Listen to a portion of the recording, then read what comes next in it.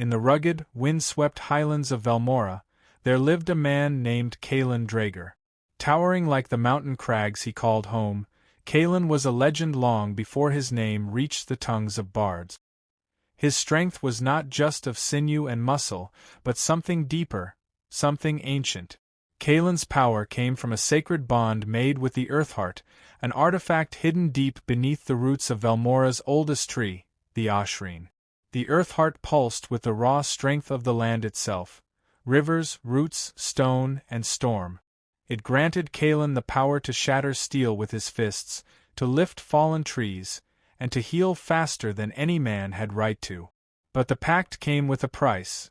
The Earthheart's power required unwavering loyalty and secrecy. Only Kaelen and one other knew of it, his wife, Elira. Elira was not like the other mountain folk. Born in the lowlands, she was beautiful, with sharp amber eyes and hair the color of ravens' wings. Kaelen had met her during a trade season when her caravan sought safe passage through the highlands. He fell for her not just because of her beauty, but for her intellect, her fierce independence, and the way she listened, truly listened. She learned quickly of his strength, and over time, of its source. She vowed to keep his secret, sealing the promise with blood and kiss. Years passed. Kaelen, with Elira at his side, became warden of the highlands, protector of the old ways, and leader of his people. Together, they carved a home from wilderness and kept peace through hard winters and harsher battles. But ambition is a serpent with a silver tongue. Elira grew restless. She watched Kaelen command the winds and tame beasts with a word. She saw kings defer to him, villages tremble when he grew angry. And inside her, a hunger bloomed, slow, poisonous, and patient. It wasn't enough to be the warden's wife. She wanted to be more. She wanted to be the warden. One winter, a lowland prince named Theric came to parley with Kaelen, requesting an alliance to fight off encroaching invaders. He brought gifts, wine, silk, rare jewels, and he brought eyes for Elira. She, in turn, welcomed his gaze. Over cold nights, they whispered.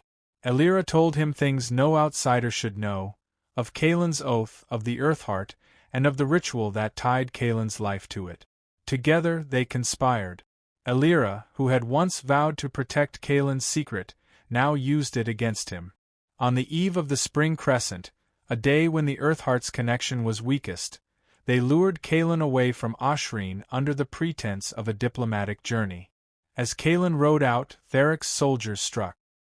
Hidden beneath the sacred tree, they dug deep and shattered the Earthheart's stone prison, breaking the bond that had protected Kaelen for so long. Kaelen felt it at once, a terrible emptiness. His strength drained like blood from an open wound. His breath came harder, his limbs heavier. He returned to Ashreen too late, only to find it desecrated and Elira gone. Theric claimed Velmora within a fortnight. Without Kaelen's strength, the Highlanders could not resist. The new regime crowned Elira as Queen Regent of the Northern Reaches. She stood beside Theric, wearing a silver crown and a smile colder than mountain snow. Kaelen was cast into exile. Years passed. He wandered the lowlands and forests, broken in body but not in spirit. The betrayal festered like a wound that never closed. He lived among hermits, fought for coin in pit fights, and in time grew strong again, not with Earthheart's blessing, but through hardship, rage, and relentless discipline. He learned of other sources of strength, older magics, buried truths, and wild gods. From a blind druid, he learned the language of stone. From a fire-scarred monk, he mastered the breath of iron. From his own pain, he forged a strength not borrowed, but earned. 10 winters after his fall, the mountain winds whispered of a rebellion in Velmora. Kaelen returned, no longer the warden, but something more, an avenger shaped by betrayal. He came cloaked in the pelt of a direwolf, his arms like oaken trunks, his eyes burning with a light not even Elira remembered. One by one, he rallied the clans, not through charisma but through action. He slew beasts plaguing the villages, healed poisoned wells, stood alone against bandit armies. The people saw the return of their true guardian. In the final assault, Kaelen stormed the once sacred hall of Oshrine, now a throne room of decadence. Theric fell first, his neck snapped like dry timber. Elira met Kaelen not with fear, but a twisted smile. "I gave you everything, Kaelen," she said. "And you wasted it on duty." Kaelen's voice was low. "And you sold it for a crown." Their fight was brutal. Elira was no mere queen. She had taken some of the Earthheart's remnants, twisting it with blood rites. Her strength rivaled his. But Kaelen had something she lacked: purpose.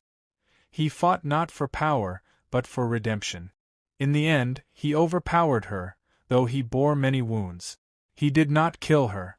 Instead, he cast her into the ruined grove of Oshrine, shackling her to the roots of the broken tree.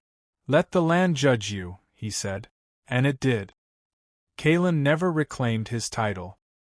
He refused the throne, instead becoming a nameless guardian of Velmora once more. In silence and solitude, he watched over the mountains, rebuilding what had been broken. His story passed into legend, not just of a man betrayed, but of a man who rose beyond the source of his power and found true strength within. They say the mountain does not forgive, but it remembers. And though Kaelen Draeger had cast aside title and fame, Velmora still whispered his name, on the wind, in the rivers, and through the deep groan of the earth beneath Oshrine's shattered roots.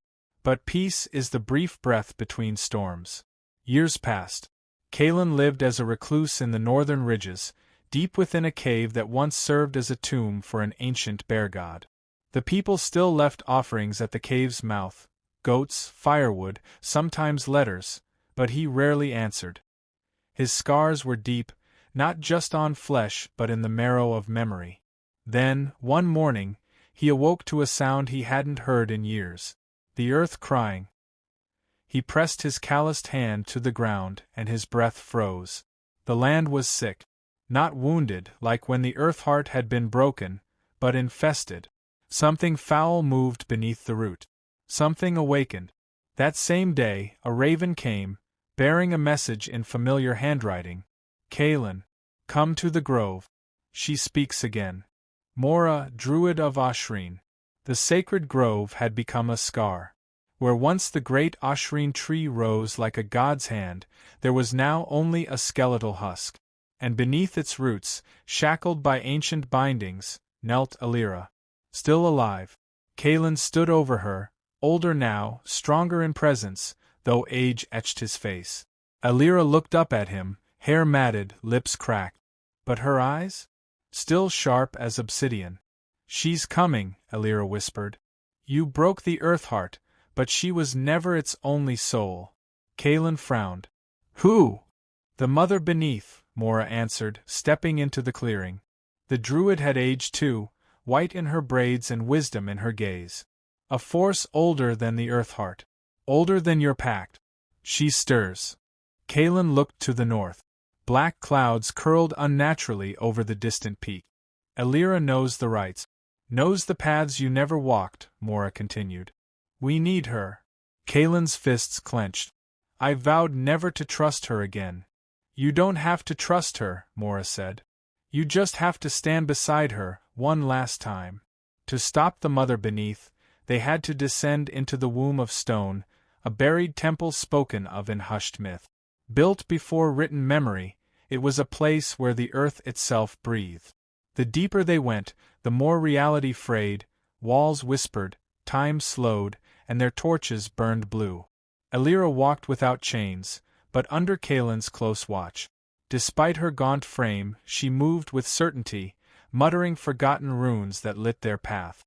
Inside the heart chamber, they found it, a cocoon of flesh and stone pulsing with rot and power. It was not alive, but dreaming, and its dream was seeping into the world, birthing horrors in forgotten caves, twisting forests, and poisoning water. They needed to reforge a bond with the earth. Not through domination, as Kaelen once had, but through balance. "Elira must become the vessel," Mora said. "She broke the Earthheart. Let her become its twin, its reckoning." Kaelen stared at her. "That would destroy her." She destroyed herself long ago, Mora replied. Elira didn't argue. She walked into the cocoon without a word. Her body burned with violet light, her scream echoing through stone, through memory, through Kaelen's soul. And then, silence. The cocoon cracked and she stepped out. Not Elira. Not entirely. A new being. Part human, part elemental, her veins glowing with the earth's lifeblood, her voice echoing with ancient song. With Elira reborn, Kaelen and Mora led a silent war. They moved from hidden crevasse to corrupted grove, cleansing the land of the mother beneath spawn, hulking stone beasts, whispering wraiths, treefolk twisted with fungal rage. Elira, now called Alarith, wielded powers beyond Kaelen's comprehension. She could summon roots to bind the sky, melt stone with a touch, and speak to the bones of the world. But each act drained her, her human self dissolving like smoke in wind. Kaelen fought beside her. Not as husband, not as warden, as a guardian of the world they both had nearly destroyed. In the final battle, deep beneath the ruins of Velmora's first fortress, they confronted the heart of the mother beneath. It was not a being, but a grief, a wound left untended for eons. The gods had buried her, fearing her hunger. She had waited, dreamed, and now had found cracks through Kaelen's broken oath. Alarith sacrificed the last of herself to seal it. As the mountain shook and the heart turned to ash, she looked at Kaelen one last time. "I did love you," she said, voice fractured between realms. But love was never enough. And then she was gone. Kaelen returned to the surface, Mora at his side. The sky was clear for the first time in years. The people came out of hiding, looked to him, but he shook his head. "The land has no king," he said. "Only keepers." He returned to the cave, older now, slower, but still strong. The mountain remembered, and it whispered to him still,